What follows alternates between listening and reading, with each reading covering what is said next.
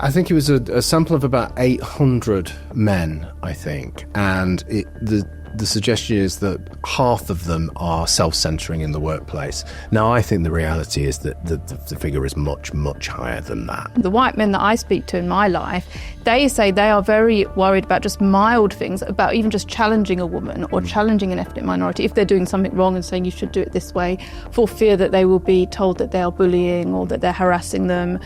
He is the one who brought in the Boris wave of immigration, numbers of immigrations in multiples of what Tony Blair ever brought in. And these people he brought in are low-skilled people from the developing world who are culturally incompatible. The reason your towns and your cities look unrecognizable to the ones that you grew up in, the reasons you see people with machetes and all this, a lot of that can be tied directly to this buffoon. We're all terrified now, and you think this is such a shame that everybody's, even kind of free speeches on the Conservative right are saying to each other, be very careful about what you say here.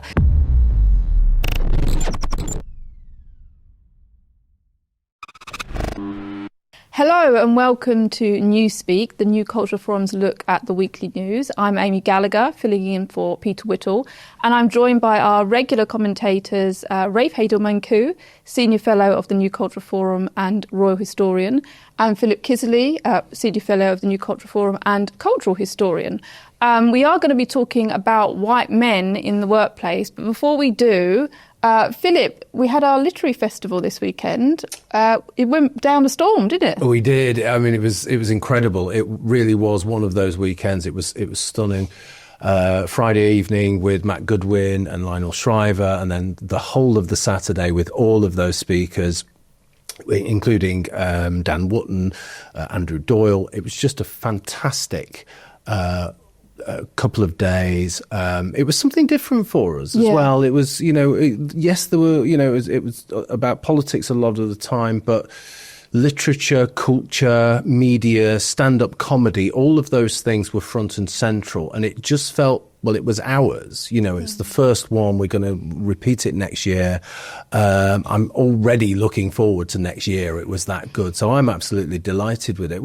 What did you think of it? Because you were both there. I loved it. I liked the emphasis on culture. I think, with Conservative conferences generally, they can become very academic and theoretical. And what I loved about this, it's very in the world. It's about publishing, media, cancellation, kind of building things, doing things, culture. And the speakers were excellent. Lionel Shriver was amazing, but all the speakers were amazing, to be honest. Particularly Matthew Hamilton, the literary agent. We heard about the publishing industry. Loved it. Great. Yeah, and it took us back to our roots, because the New Cultural Forum was founded in 2006 to deal with the left's influence in the arts and the way that it was basically capturing our museums and galleries and literature and the drama and so forth. And so it was wonderful, actually, because I know now, of course, we're focused so much on things like immigration and Islam and everything else. The arts and the culture are also very important for our national identity and everything else. And so that was lovely. And it was great to see the public who were so relieved to now finally have somewhere where they can go to a literary festival where they're not being lectured at. And there is diversity of thought and opinion, which you no longer get in the more popular, well-known literary festivals. And it created a very different vibe to, say, our conferences and so forth. As you were saying, they're more academic. They were, when our conferences are great, and we have a really lovely sellout crowds as well. But those are speeches. This was more conversational. So we had, Andrew Doyle and everyone sitting on stage having a conversation, and that led to a much more relaxed sort of environment. And so many people I spoke to had made friends there and were exchanging details with people. Yeah, one of the things as well, we had a brilliant photographer, Stuart, and I was looking through the hundreds of photographs that he'd taken over the couple of days, and it's just full of smiling faces all the time. That was the thing that really summed it up for me. Everybody had such a great time, and as I say, I'm looking forward to doing it next year. It was excellent. And we've got some locals events coming up as well. We've got some locals events coming up as well. So 31st of May, we've got an event in Carlisle, which is a talk on the English question. 1st of June, there's a pub lunch in Sheffield, and then there's a Birmingham meetup. On the 5th of June, I'm in Southend. There's an evening with me there. So if you're around Southend, please do come and see me. Newcastle on the 11th. which is an evening introducing the SDP. On the 21st of June, there's a gallery visit in London, more of that nearer the time. 25th of June, there's Beaconsfield. There's an event in Beaconsfield with Catherine McBride. And on the 30th of June, there's the NCF Book Club. And again, more of that nearer the time. Excellent. Okay, well, I'm going to stick with you, Philip, because we're kicking off today's show with a story about white men in the workplace. This was some new data that's just come through that was gathered, I believe, in relation to a documentary that's coming out. And it showed how white men in particular are censoring themselves to quite a significant degree in workplaces. Is that right? Yeah, I mean, I think it was a sample of about 800 men, I think. And the suggestion is that half of them are self-censoring in the workplace. Now, I think the reality is that the figure is much, much higher than that, okay? And of course, it depends what kind of workplace it is. But the kind of workplace that I've experienced over the last 25 years in education, the institutions, the kind of workplace that you've experienced, okay, it's going to be far higher than that. I've spoken about this a couple of times over the week, and one of the things that I thought about as we were talking about this was the fact that I spent quite a lot of time in Manchester and Westminster, two very, very different places. One of the things that binds them together is that the sheer amount of homeless people on the street. Most of those homeless people are white men, okay, working class white men. They do not have a safety net. They don't have the same kind of safety net that other people have. That's mainly because all of the other groups, they identify against white men are the problem for everything. So, the victimhood coalesces around that. So for me, that's really important. And it comes as no surprise then that white men are being victimized at work. And these are the people, as I've said before, these are the people who probably won't do that well in education now, okay? These are the people who will be depressed. These are the people, as I say, who will be homeless. And ultimately, these are the people who will kill themselves. That's the data. That's what's happening. And it feels as though people, the powers that be, they don't want to do anything about it. It's almost like it's a symbol. I keep coming back to this idea. I know we're talking about white men in the workplace, but I also keep coming back to white men in the streets because it's a similar kind of thing. One's related to the other. It's almost as though it's a symbol. It's almost like they're a sacrifice. This was the old society that we're trying to move away from. Here's the sacrifice. They're on the streets now. You can see them. We are something different. But what are they sacrificing? They're sacrificing people who worked hard, the demographic, who pays the most tax, who's had the most success, all of those things. So it feels that they're being attacked for being successful. And it feels as though it's a move to get white men out of the workplace as well. If you are going to attack and victimize white men, they're not going to want to work in the professions, especially, and that's a very, very worrying thing. So all of these things were in my mind.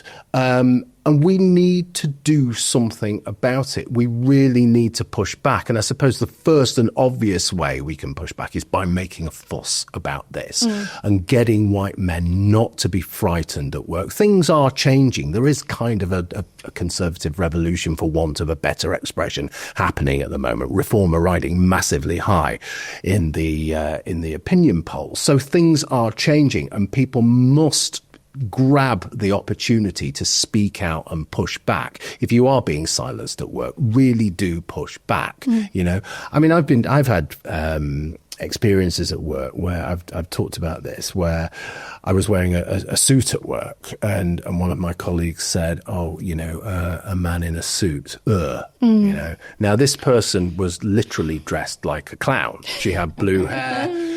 She had a rainbow coloured jumper on. She was festooned in flags, maybe it's time to point the nonsense out now. Well, their argument often, those types of people on the left, will say, well, it's good that men are censoring themselves because they're censoring their sexism, they're censoring their racism. We don't want that in the workplace. But from the white men that I speak to in my life, they say they are very worried about just mild things, about even just challenging a woman or challenging an ethnic minority if they're doing something wrong and saying you should do it this way, for fear that they will be told that they are bullying or that they're harassing them. I mean, Rafe, it's simply that the oppression is just switching, isn't it? That there maybe was a time when women or ethnic minorities did experience discrimination in the workplace. Now, all that's happened is white men are being discriminated against, and it hasn't even the playing field at all. Yeah, that's precisely what it is. It's a reverse discrimination, and it always ends badly. We know, for example, all the unconscious bias training backfires drastically, creates more tension, creates more racism, and all that this does, of course, is it breeds more resentment. But again, you're absolutely right. There's no surprise that white men are censoring themselves. I spoke to somebody a while back, literally only a few weeks ago, who said that they had complimented their black female boss for giving a speech, and had said to her in the office, that was a very eloquent and clever speech. And the next day he was hauled up before HR. Reported by his boss for complimenting her, which she thought was being patronizing. No. And can you imagine? And that was, that's the sort of thing I would have said to somebody quite genuinely, saying, well done, girl. But I call most ladies dear ladies, but I call chaps. But just calling someone a dear lady now would be an immediate referral to HR, I'm supposed. What are you supposed to say? You naturally self-censor, and it's a terrible environment that you're getting in. But it's more broad than that, of course, because there's this war of attrition everywhere, where white men are cast as being inherently evil. They're the source of all of the world's problems. White working class boys, there's no surprise that they are the most disadvantaged, because they're told that they're the beneficiaries of white privilege despite living in poverty, and that they are infected with toxic masculinity. And I always say we need to have a fight back, and white men need to be taught that they created the modern world, Everyone, all these lanyard-wearing blue-haired brigades want to blame all of the world's ills upon men. Well, I'm sorry, but your mobile phone, all the medicine, all the science, all of the engineering, the building, the reason that the West is the best place to live in the world is because of Western man, and we need to be unashamed to celebrate that, not in some assertive chest-beating manner, but simply to say, come on, now let's put things into perspective here, actually. Men have done a huge amount of good, and it's time that we celebrate it. Now, we've been told our whole lives that wrinkle creams were the easiest way to look younger. Now, one doctor says that that's nothing but old news. According to Dr. John Lake, the world-renowned Beverly Hills beauty expert, most wrinkle fixes on the market are nothing but glorified moisturizers. They hardly make a dent on your appearance, and some can even be harmful to your skin, he says.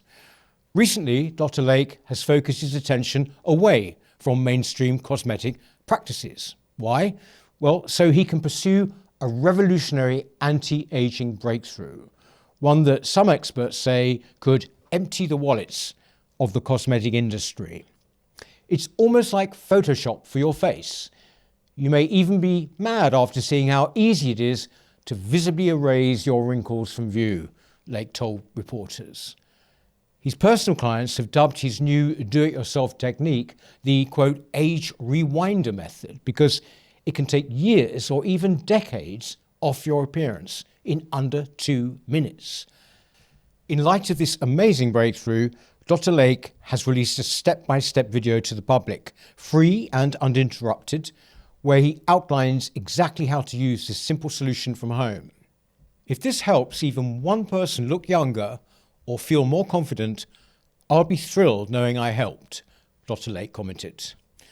The video has since gone viral. At first it was shared by users on Facebook, but since then it's racked up over 2.3 million views and counting.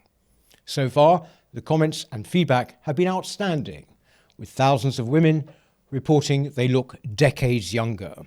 One viewer even commented, "Best results of anything I've used. I can't believe how well this works. I'll never stop using this. I don't understand how it works, but the results are great. Thank you." So you can find out more about this yourself right now. Go to bhmd1.com/culture or click on the link in the description box below. That's bhmd1.com/culture. Now, there is one thing Dr. Lake asks from his viewers. If watching this video helps you look and feel younger than you have in years, then please do share it with your friends and your loved ones. Together we have the power to help as many women as possible reclaim a youthful look. Go watch the video at bhmd1.com/culture right now, or just click on the link in the description box below. And one other thing as well, it isn't just about words and language. The censorship and the self-censoring goes much further than that. It's actually about body language and expression as well. So a couple of years ago, there was the thing at Cambridge University, wasn't there, where they tried to ban people lifting their eyebrows because that was seen to be racist. You know, in a debate, if you've lifted your eyebrows, then you are a racist. You're a white supremacist. That's how crazy it is. So we're in a situation where workplaces now, you have these little tin pot Hitlers, and of course it's HR, but it's also other people as well. It's people who are just the true believers who will walk around, and they have so much power.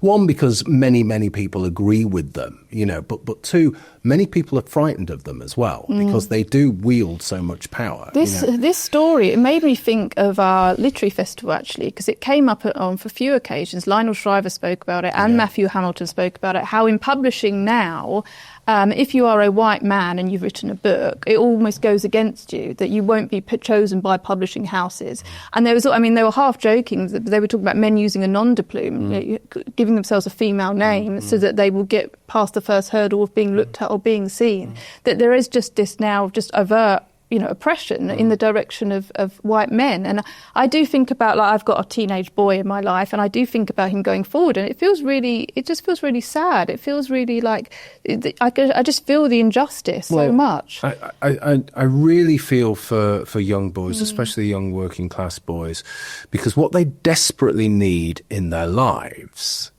is male role models. They need father figures. They need, you know, traditional masculinity to look up to.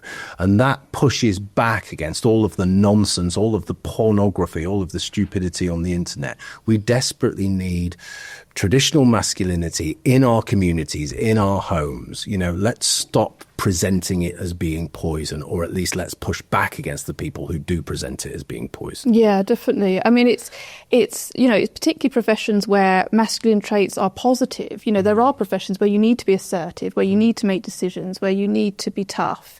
And men in those professions kind of have this weird kind of, they have to walk a tightrope of being that way, but then also kind of reeling it in and knowing it becomes very difficult. But one white male whose career has not been stopped and who hasn't... Talking of poisonous masculinity. Talking of masculinity, Boris Johnson is on the radar again. I mean, Rafe, as soon as Rishi Sunak got into power, there was, and as soon as people were disappointed in him, there was talks of Boris's return, because of course he got this 80-seat majority, and whenever the Tories aren't doing well, people say we need to bring back Boris. Currently, as it stands, the Tories are the lowest in the polls they have ever been. They are now fourth in the polls. I've actually seen some polls where they're fifth, below the Lib Dems and the SNP. A lot of people have become very disillusioned with Kemi Badenoch, and now there are talks about, do we need to bring back Boris? Does he want to come back? I don't know if there's plans.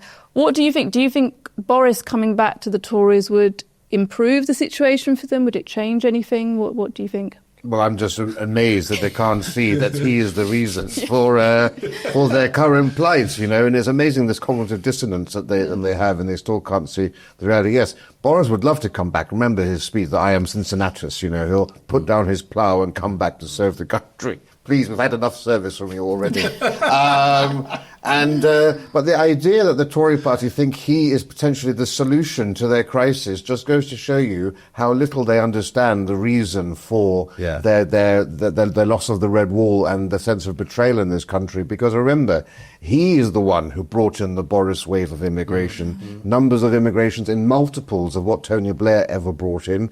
And these people he brought in are low-skilled people from the developing world who are culturally incompatible. The reason your towns and your cities look unrecognizable to the ones that you grew up in. The reasons you see people with machetes and all this, a lot of that can be tied directly to this buffoon, who is not a conservative, has always been a metropolitan liberal. He just wants to have power, and so he will essentially do whatever necessary to get himself into power. But then once he achieves power, his true colours come out, and there is nothing conservative about this man. He's an old-fashioned metropolitan lovey, and the fact that the Tory Party think he's a solution, it just boggles the mind. But I'm afraid to say what we know, what our viewers know about the damage Boris has done in the Boris wave, unfortunately, lots of the public don't link him to that. So we've had polling out, actually, from this is where it comes the from, Red isn't it? Wall. Yeah. And this is amazing. So in the Red Wall, Nigel Farage is the preferred Prime Minister by 27%. Keir Starmer has 24% approval. But Boris Johnson comes in third at 12%, just ahead of Jeremy Corbyn. And someone like Robert Jenrick, who I would say he intellectually understands the challenges here, he's the most likely person to take over from Kevin Badenoch. And I would say if the Tories do want to have any chance of a fight back against Nigel Farage, it has to be Jenrick, who's the only politician right now who could outflank Farage and be more right-wing on immigration and so forth. And yet he's only polling 3%, which again goes to show the public, again, aren't very politically engaged. Yeah. These debates that we're having, they're not privy to any of that. And it makes you rather despondent, actually, that they can't, we could very well end up back in the same position we were before. Yeah, I mean, it's because Boris Johnson is well known, isn't it? I mean, that's often said about Nigel Farage. People know who he is. People know who Boris is. I still don't think many people know who Kemi Badenoch is. You know, if you said her name to most people on the street, they wouldn't know. What do you think, Philip, about Boris coming back? I mean, the fact that people don't know who Kemi Badenoch is such a damning indictment on her leadership, on the Conservative Party as well. People are not massively interested in politics, fair enough, but they're not interested in the Conservative Party at all. And to be honest, I don't blame them. It's embarrassing, actually, isn't it? When I was reading this story, the overriding feeling was, I'm really embarrassed by this. They are in this abusive, the Conservative Party is in this abusive relationship with this monstrous narcissist. And they keep going back to him time and time again, even though he abuses them, even though, as Rafe says, there is nothing conservative about him whatsoever. For me, it's just the final nail in the coffin. And in a way, I almost kind of want to say, yes, go back and have him. You know, let him be the leader. Let's just finish you off, put you out of your misery. Let's stop it and let's focus on reform and let's focus on getting the country back together, and let's break up this uni-party nonsense that has been going on for such a long time. I think it is interesting, actually. I think one of the things they may be thinking about is, if you remember in 2019, just before Boris became Prime Minister, again you had Nigel Farage storming the polls. You remember the MEP, European elections and all of that. And Farage was the most charismatic man in politics. As soon as Boris emerged on the scene as the leader of the Tory Party, his character, which was so positive and optimistic after all the negativity of May and so forth, suddenly Farage was overshadowed by that character of Boris, and there was so much goodwill behind him. And Farage, you could see, felt deflated that he was no longer the big boy in town, and he, of course, disappeared from politics. And that Boris was very effective, but that Boris is a long time ago. Well, that Boris is we all see him for what he is. Well, some of us knew what he was like, but everyone now sees him, I think, for what he is, apart from this 12% in the Red Wall. And so I think they can never recapture the energy that he had back then. I'm wondering, both of you, was there a moment that your opinion of Boris changed? Because I have defended Boris a lot. Even during lockdown, I know a lot of people turned against him, but I sort of made the point that, you know, our lockdowns, although they were draconian, and I wish he'd had a bit more of a backbone, they weren't as bad as some places in Europe, and we came out of lockdowns a lot quicker than other countries. And I sort of said, you know, if we hadn't had Boris, it might have been worse. So, you know, I'm glad that we had him. And I felt a great deal of sympathy for him for the reason why he lost his, you know, leadership and was outed over silly rules around lockdown and eating a cake.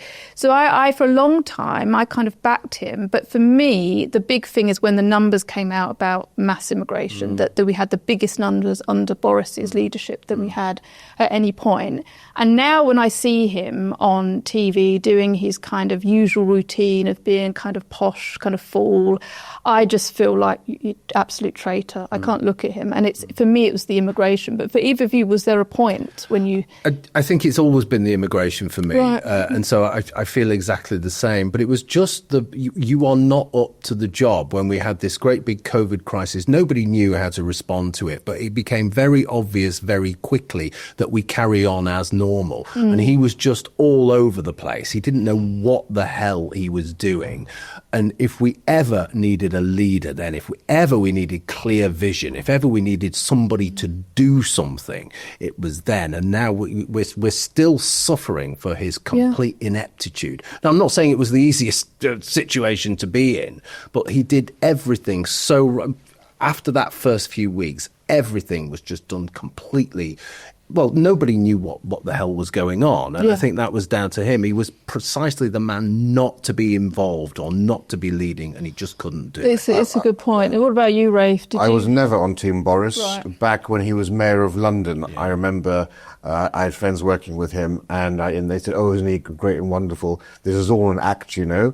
And every mayor's question time, he would be there, and he had no clue how many houses were built, didn't know how many police there were, didn't know what the crime rate was, didn't know what homelessness was. He was an idiot as mayor of London, and I realised that this chap was actually completely incompetent and, you know, an entertaining fool, a great writer and a columnist and a journalist, but that's a very different thing. And I remember at the time thinking, well, this guy's going to be massacred and if he ever became Prime Minister during PMQs. He was just dead lucky to have gone against Jeremy Corbyn, who was similarly stodgy. But if he'd have a skilled person across from him on the floor of the House of Commons, he would have been destroyed. And the man is a joke. And it's serious times call for serious people and grasp of detail. And we had two of the biggest challenges: Brexit and COVID. And so I'm sorry, we had a complete Charlie. There was something. You're talking about particular times. Well, there was something Simon Heffer, who used to edit the Telegraph, and Boris wrote under him. And he said Boris had a column, I think, on Sunday, and he always left his copy till absolutely the last minute on the Saturday night, and didn't care that people had to work late, had to go beyond their ordinary work hours, stay up half the night to get the paper out on Sunday. He didn't care. All he cared about was himself. He is a narcissist. Yeah. And remember, he was not a Brexiteer, right? People mustn't think that he was a Brexiteer. Remember, he wrote two pieces for the Telegraph, one odd pair piece saying for Remain, one saying for Brexit. And I debated his father, Stanley Johnson, and Lord Liddell. It was me and Sir Bill Cash against those two on French TV on the day of the referendum. And afterwards I said to his father, I said, is Boris really a Brexiteer? And Stanley said, well, I'm a Remainer. He said, Rachel, his sister's a Remainer, and Joe's a Remainer. What do you think? And I know what Boris wanted to do. He was absolutely expecting for the Brexit side to lose, but he wanted to be the champion of the people, knowing he would lose, but then he'd have them behind him for a run. And he was absolutely shocked when they won. And I think people need to understand this was no ally of ours. Yeah, I've definitely seen the narcissism come through with Boris more and more. It's like the tactics of a narcissist. Yeah, that he wants the attention, doesn't he? We maybe should say something about Kemi Badenoch as well. I mean, or maybe there's not much to say, but Dominic Cummings came out recently and said that she'll be finished by the end of the year, and people are already plotting, what to do. And what do you make of Kemi Badenoch? Do you make anything of her? I mean, she hasn't really, her leadership campaign so far has just been very lackluster.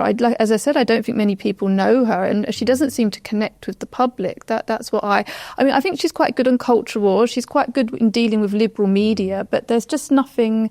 I don't know, we're in very difficult times at the moment, and you need someone that's really hard-hitting, and I don't see that with her. Well, you need someone with a creative vision, I think. You need someone who is a leader, and she isn't a leader. So the Conservatives were obliterated in the last election. Let's be clear about it.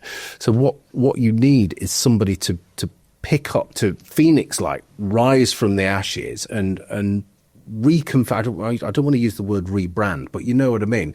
Present a new version of the Conservative Party that is conservative and that is dynamic and that is exciting. That's not the easiest thing in the world to do, I have to say.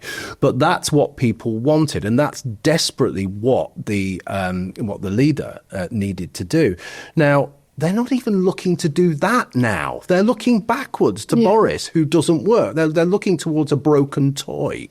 But that's what she needed to do. That was the only thing she could do. That's what you have to do. And she didn't do it. And that's why she's suffering. Well, you, Rafe, what do you make of Kemi Badenoch?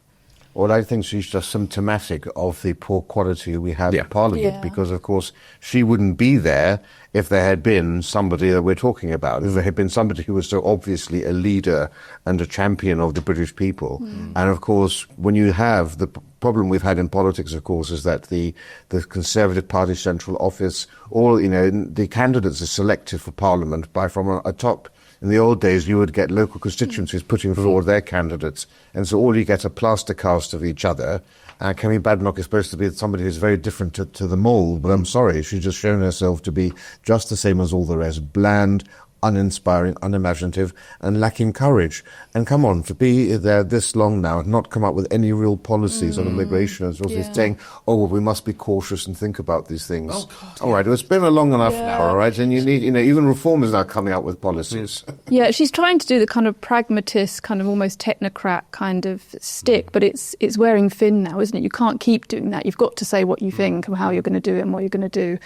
But anyway, I mean, sticking with our kind of theme of white men, we've seen some atrocious scenes in Liverpool recently of a car running into a parade of people celebrating the football. It was with remarkable speed. I think it was almost within a few hours that the police released information about a suspect. And the information they released was that he is a white British male.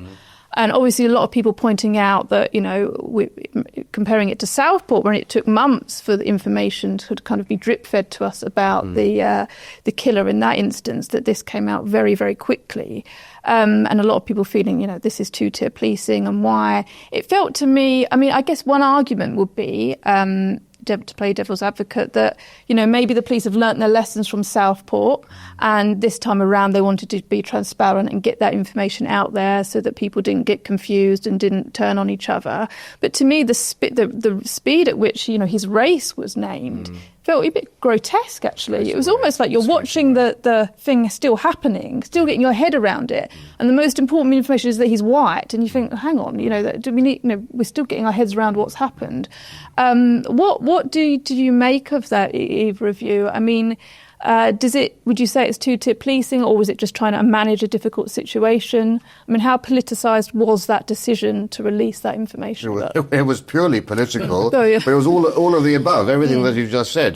We know why they did it. They were scared of more protests in the street and riots, so you could understand. We don't want to have to deal with another Southport. The chap isn't, but of course, if he was Muslim or if he was black, would that information have been released as well? It was clearly done in order to avoid what we saw with Southport. But of course, now it sets the precedent, because if they do not release the ethnicity data of anyone else down the road who commits some similarly horrendous act, well, then we will have clear evidence of two-tier policing. That's why you had someone, a former Metropolitan Police officer, Balu was his name, I think, saying, this is dangerous precedent because now we're going to have to do this. So I said, well, what's wrong with that? And the fact that he's saying, there would be occasions when we shouldn't be releasing ethnicity data. Well, yes, what situation is that you shouldn't be giving the people the information that they need to know?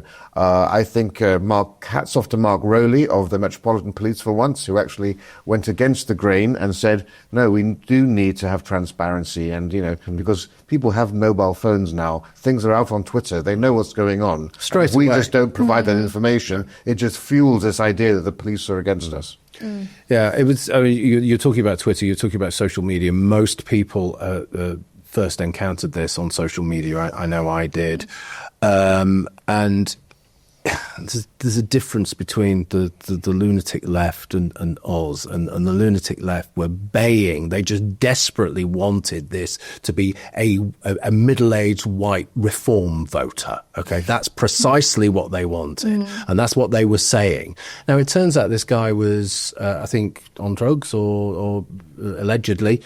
on drugs or drunk, and it was a kind of road rage incident. So people were attacking his car, smashed his back window, and it all got out of control. I think it's as simple as that. I think that's what happened. But what's happened since then, other things are playing out. So other cultural narratives are being thrown into the mix, not least cancellation, because a comedian, is he called Andrew Lawrence, tweeted something in very poor taste, but it was a joke. And now he's just been absolutely vilified online. He's been cancelled massively online. But what's really good for him, he's come back with an incredibly robust response. If anyone wants to see it on YouTube, it's on his YouTube channel. And that's precisely what we should be doing in these situations. Because yes, it's a terrible thing, and people were injured, although nobody was killed. But you are allowed to comment on it. And part of British life, part of British identity is gallows humour. Now, you might not like it. If you don't like it, fine, move on. But he should be allowed to comment because he is a commentator. And what came through with this as well, that before we had that information come through, a lot of people on social media on the left and the right, but particularly on the right, were saying, don't say anything about it. Be very careful what you say about it. Look at what's happened to Lucy Connolly. You don't want to go to prison. And I can understand why they're saying that, but then it does come across like we're all terrified now. And you think this is such a shame that everybody's, even kind of free speeches on the Conservative right are saying to each other, be very careful about what you say here. So we have these atrocities that happen, and we're watching something awful happen, which is just, in and of itself awful. Then we're feeling this fear about what we are thinking and what we can say. It's a really complex scenario, isn't it? You have all sort of these layers of things happening now where you can't just respond to something as a human and think, gosh, that's awful. You then have to think about, am I allowed, can I express what I want to express about it? And then when they give all this information about him being white, are you allowed to comment on that? And then you think, well, why am I being told that so quickly? And you have all of these, there's so many things to get your head around now. And it does sort of set the precedent now for how we go about, as responding to atrocities as a society. And it feels really, to me, inadequate. I'll confess, I tweeted a couple of times on it, and they were really innocuous tweets, actually. But I was thinking, am I going to get in trouble here? And I actually deleted a couple of them.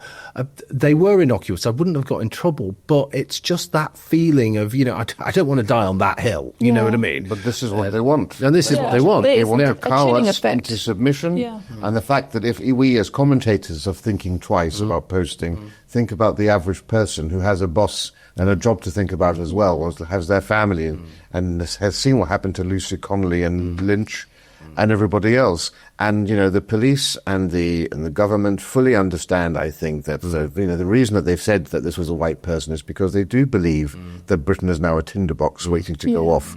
And that ethnic tensions are so are so tense in this country right now that it won't take much to set this nation off. And so how do you control things? By suppressing the truth tellers, by imprisoning them or cowing them into submission. Yeah. And it was very much, as I'm sure it was with you two as well, very much in my mind.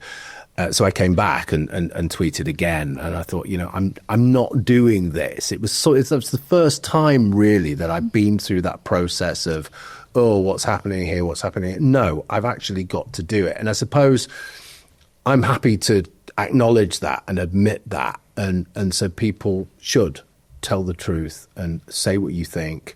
And be brave. Yeah, and I guess amongst all of this, there is the victims. I know no one was killed, but I think there's, I believe, over 20 people were injured in hospital, and they always get lost whenever we discuss these things. Yeah. But anyway, that's all for this week. Thank you, Rafe. Thank you, Philip. If you're a member, you can join us for our extra content for members, where we are going to be discussing Sadiq Khan's, proposed decriminalisation of cannabis. But if not, see you next week. Our mission at the New Culture Forum is and always has been to defend and celebrate Britain's history, culture and its people, and indeed Western civilization, at a time when both are under sustained attack. We have grown from small beginnings to become the country's most influential right-leaning cultural think tank. Our content is watched and read by some of Britain's most influential political figures. But now, we need your help. If you believe in what we do, then please do become a member. For as little as £4 a month, you can make a vital contribution to what we do. As a member of the NCF family, you will help ensure that we can continue to produce quality content online, such as our 3 weekly programmes, Whittle, which is our flagship interview show, Newspeak, our panel discussion show, and Deprogrammed, which is targeted at Britain's youth. As you probably know, in addition, we produce important documentaries, such as our critically acclaimed 6-part series, The West, a stunning celebration of the history and genius of Western civilization, and our ongoing documentary series, Heresies, with hard-hitting episodes tackling subjects such as immigration, gender ideology, and BBC bias. But the New Culture Forum is much more than a YouTube channel. We don't just complain about Britain as it is, we provide real solutions and clear policies on how we can push back against the madness and restore sanity to this nation.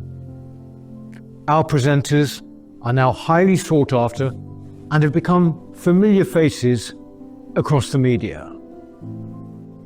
Our prestigious annual Smith Lecture and our regional and indeed national conferences have attracted world-class speakers. Perhaps most importantly, we are the only organisation on the right of politics that has launched a national movement without actually being a political party. And uniquely, through our NCF Locals programme, we've established some 30 active branches in towns and cities right across the nation, from Edinburgh to Exeter, and with many more on the way. We're very proud of what we've achieved, and our members have made it possible. In return, our members receive access to exclusive content, invitations to private events, free or discounted tickets to our conferences and lectures, free copies of our books, and much more. I very much hope that you'll join us too by clicking the link in the description or going to our website, newcultureforum.org.uk. Now is the time that we need your help. Thank you.